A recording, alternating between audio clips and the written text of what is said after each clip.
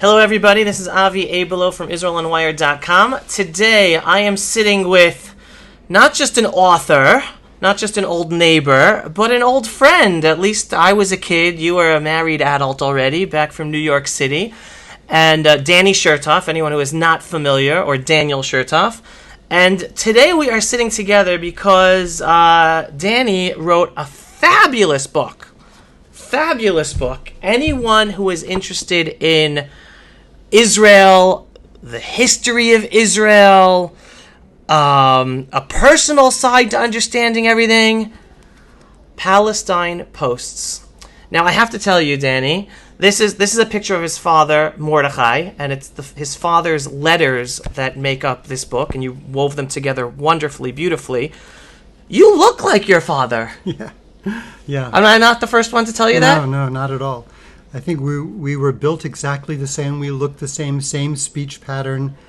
Same hairline. Same hairline.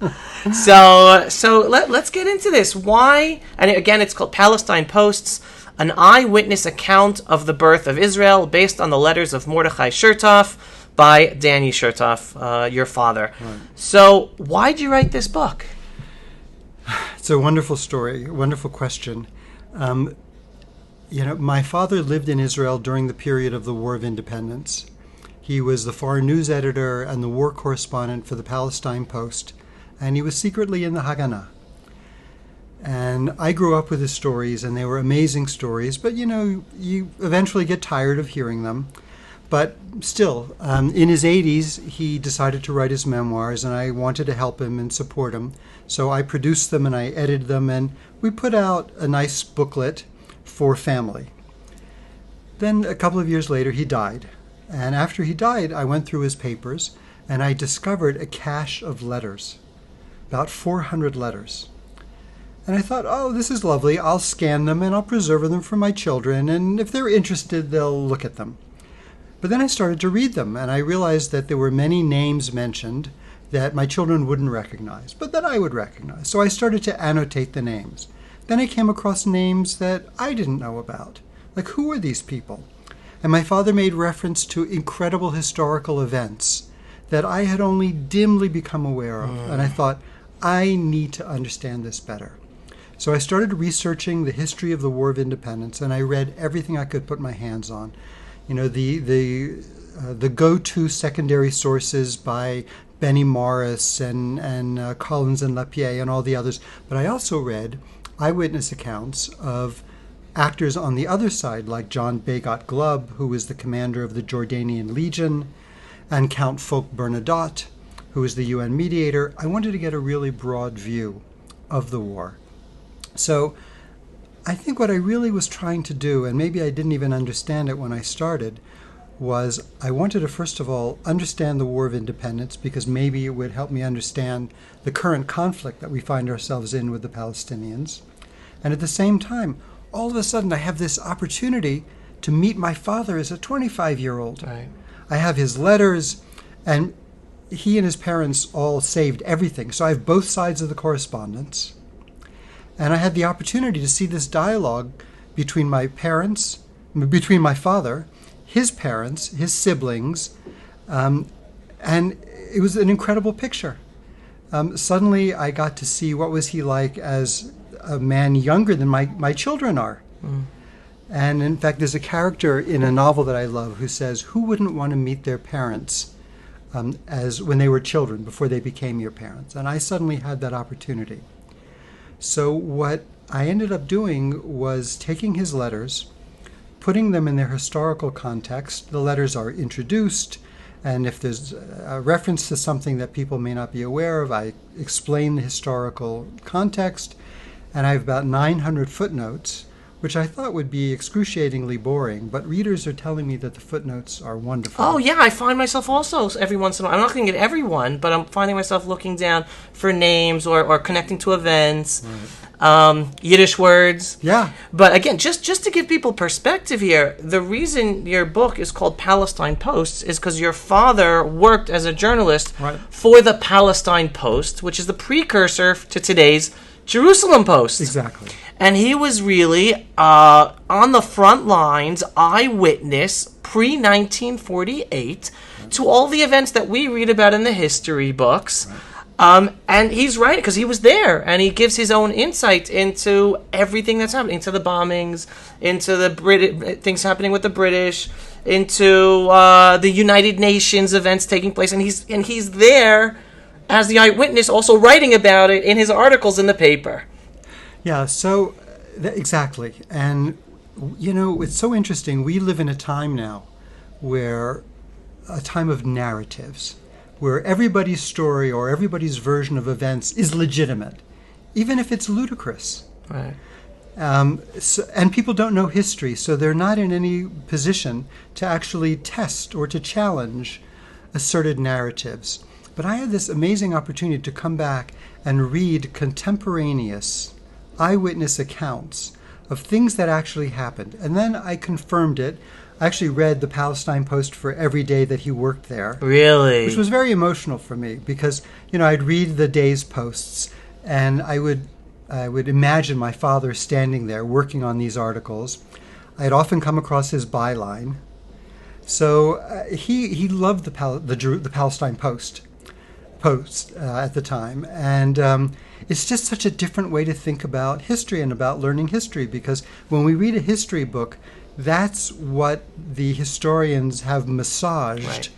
And they can't help but have an angle. But here we're trying to go back to actually primary sources. This is what the guy saw. Now, of course, he had his own prejudices, and he was very politically not correct. There's some things that I cringed, some things that I took out, some things I didn't take out. But I feel like this is a really accurate description of what happened, and it makes you feel like you're there. You're right, actually sure. experiencing these things.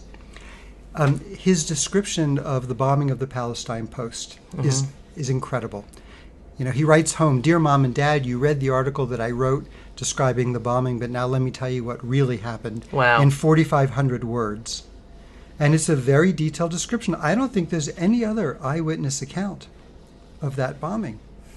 So it really made me rethink what's history about. We live in an era of fake news, and here we have an opportunity to witness, to experience history as it's happening. So let me ask you this. What is the most surprising aspect of history that was opened up to you by reading your father's letters, as opposed to what we've been taught, or what the narrative is? Okay, there are a few things that I learned that I didn't appreciate. I had heard that the British mandate was harsh for the Jews, but I didn't really understand until my father described his specific experiences. And it wasn't straightforward. It wasn't simple because, for example, he describes events where the Haganah was illegal and they were not allowed to have arms. But at the same time, they needed them to defend themselves against the Arabs. And the Arabs had arms. I mean, they owned arms. So there were instances of the British catching Haganah soldiers with arms, confiscating the arms, selling them to the British, and then taking Wait, who sold them to the British?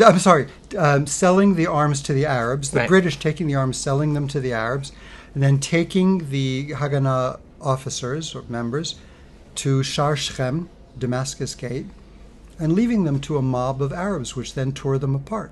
Wow. And it happened more than once. An amazing example is the Exodus.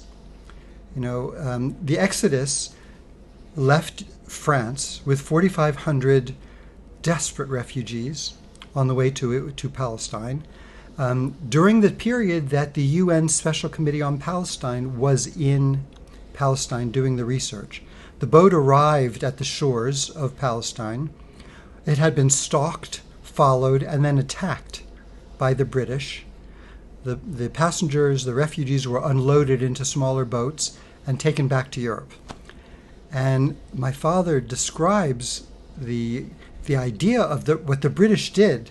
I think of it as like Moshe coming to Paro and saying, "Let my people go," and God hardening Paro's heart. The British were so cruel that they would not allow these refugees in.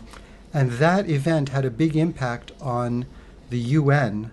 The UN was horrified by the cruelty of the British. Really? So I didn't really understand. At the same time, my father describes Yedidim, British officers who were friends or sympathetic to the Jews.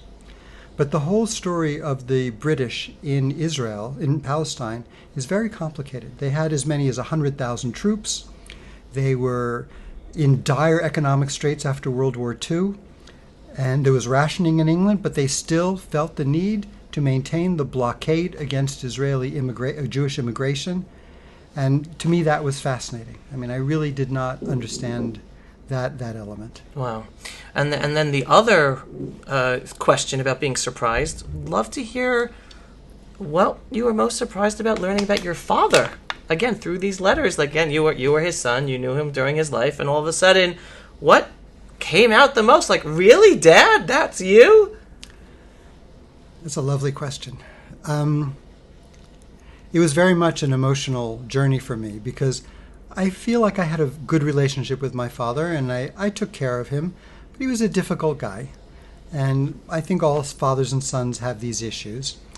And to have the opportunity to read the correspondence between him and his father was fascinating. I first of all understood that the issues that I had in negotiating my relationship with him were similar to the issues he had with his father. Interesting.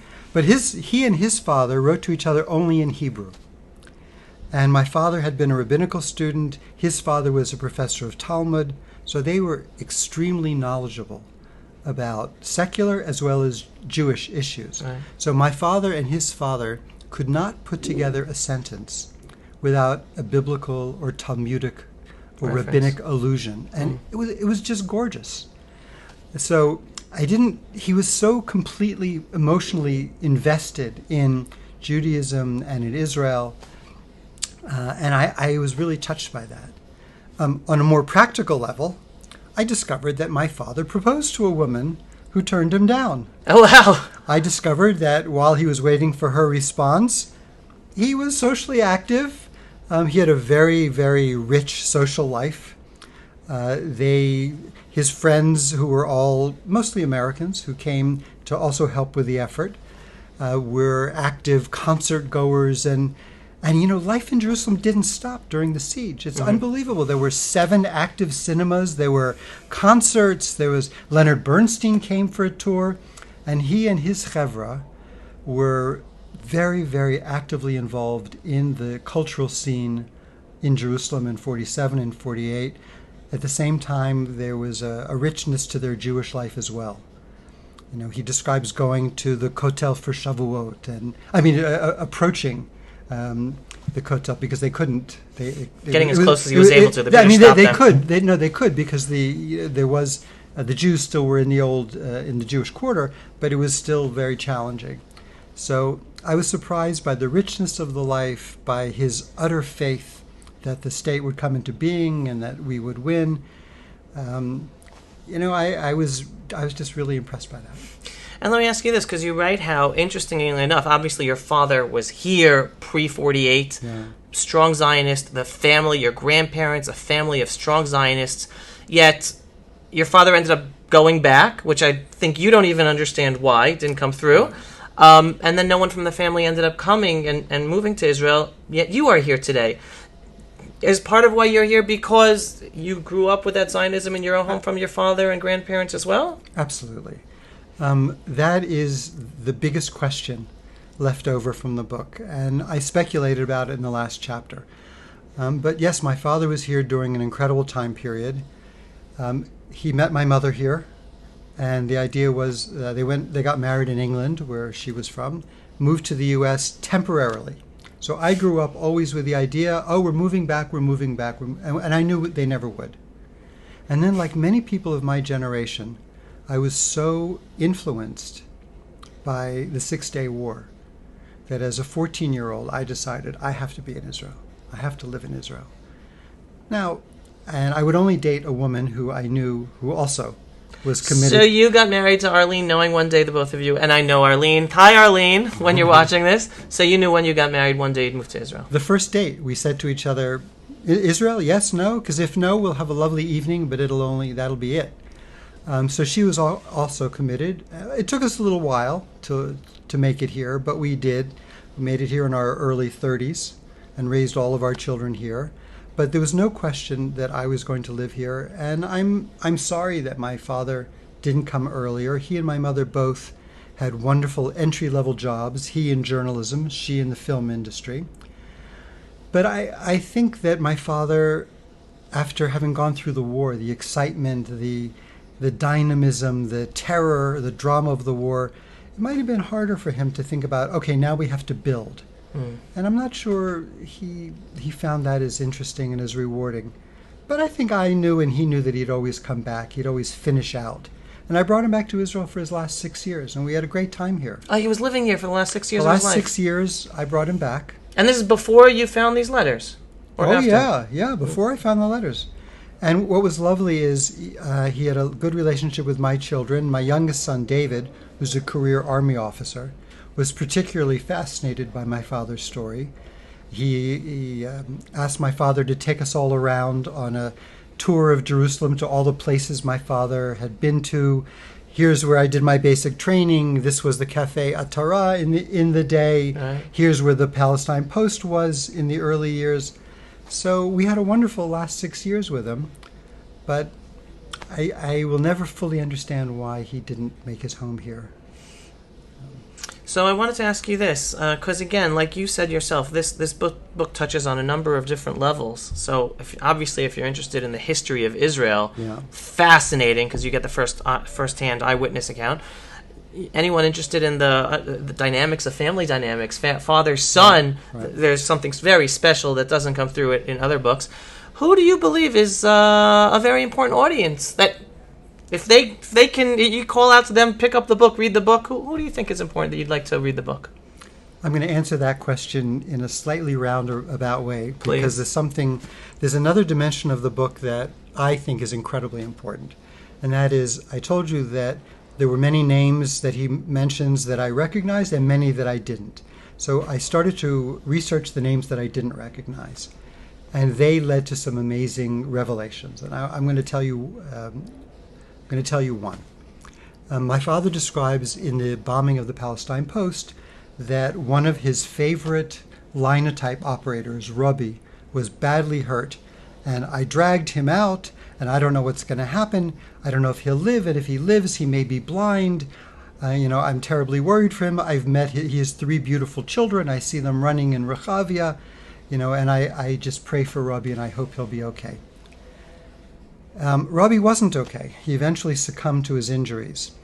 But I was able to actually find Rabbi's children. Wow. And it turns out that Rabbi's youngest child is a guy named David Nevo. A friend of ours put us together. David is 72. He's a very successful high-tech and technology executive in Israel with this huge hole in his knowledge because he never knew his father and because he never knew exactly what happened. All of a sudden, a stranger shows up who's got an eyewitness account of the event that took his father from him, written by a man who loved his father and who bought him a year or so of life, and finally fills in the details of exactly what happened. Wow. It was incredibly emotional for both me and David. And so when you ask who is the audience, at first the audience started very small. My family. These are my family stories. And I thought, wait a minute, these are David's stories as well, and the children of other people whose stories are told in my father's letters. But then the fact of the matter is these stories belong to all of us. I mean, this is Jewish history. So, Avi, they belong to you as well. Mm-hmm. So what started with a small circle got to be a larger concentric circle and then even bigger. So I think the readership is wide. I think anybody who cares about Israel and about interpersonal relationships, about inter-family relationships, intergenerational issues, could be interested. So it started off modestly and then just by nature of the things that I learned, it got more ambitious. Well, listen, I guess I just want to thank you for sharing. I mean, this is something that's very personal. It's your father's letters, and here you are sharing it with the world, in essence. And again, just so people understand, Palestine Posts, and you get it's your father's letters, but you do a beautiful job of weaving in and giving the background information and tying the letters together to the current events and what was happening at the time, so you can understand what your father's writing about. So again, kudos to you for really doing a wonderful job of weaving it all together. And yeah, I definitely, I'm in the middle of reading it. I'm a huge Jewish history buff, love the Jewish people, so anything I'm able to get my hands on I love. But this is definitely a very, very important read. Thank you. So anyone, how do people purchase it? Is it on Amazon? It's available through Amazon and also at Pomerantz. It is not yet available in Steinmatzky's. We hope it will be. But you have a link to be able to give me that we could put on the post for people to order? I will give you one. Okay, wonderful. Sure. So we'll put the link here for people to order. A fabulous read. Follow Danny and what he's doing, and maybe this is the first of other wonderful projects he's going to be coming out with. Hope so. And are you speaking? Are you going to be speaking at places? Yeah. I'm starting on a book tour of North America in a week. So it's all set up already. That's all set up, and I'll be back in America in May. And there's some events planned in Israel. There's a Meet the Author in Ra'anana, and there'll be some other events, I hope. So anyone who wants to contact you about going to existing events or asking you to set up an event, how do they contact you? Through Stuart Schnee. I'll put the contact information in for Stuart. But I love talking about this time period and about these events, and I'd be very happy to come and speak to groups or whomever. I do it with no honorarium, of course. Just want to be talking about this time period. That's amazing. And again, you're hearing from Danny about the first-hand eyewitness accounts of his father writing about all the major events that we only know from the history books, the bombing of the Palestine Post, the Exodus, the Independence War, the War of Independence. His father was there, and he writes about it, writing to the family. And the other unbelievable thing that is interesting reading this book today, because here you're talking about your father sitting down and writing letters that your family only received weeks later. Today, in an instantaneous world where I send you a message, you get it immediately, all of a sudden your parents and the siblings of your father are only reading up weeks later. That's very important. And that's something that I talk about in the introduction because, as you say, we live in a time where we expect a response to an email within a few hours and to an SMS within minutes. And here, this was a time when people would say, I'm going to spend the evening writing letters. Right. And they would sit down with good paper and a fountain pen and think deeply about how to construct the letter. There was no word processing, so you couldn't just jot down some ideas and then form it. You had to think in sentences and paragraphs and ideas, really, and think deeply, and then know that the person who was going to receive it would get it in a few weeks. They would read it hungrily immediately, put it aside, read it again, read it yet again, and then eventually tie it in a red ribbon and save forever. Right. It's a whole different ballgame. Writing this book, I was mourning the idea that we will not have letters anymore. Right.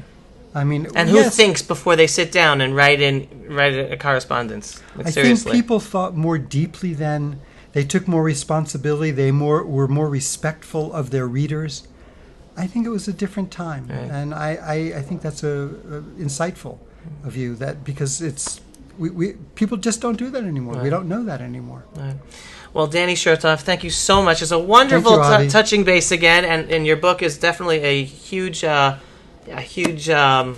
addition to anyone interested in further deepening their own knowledge and connection, because you really connect. You're connecting with your father's letters.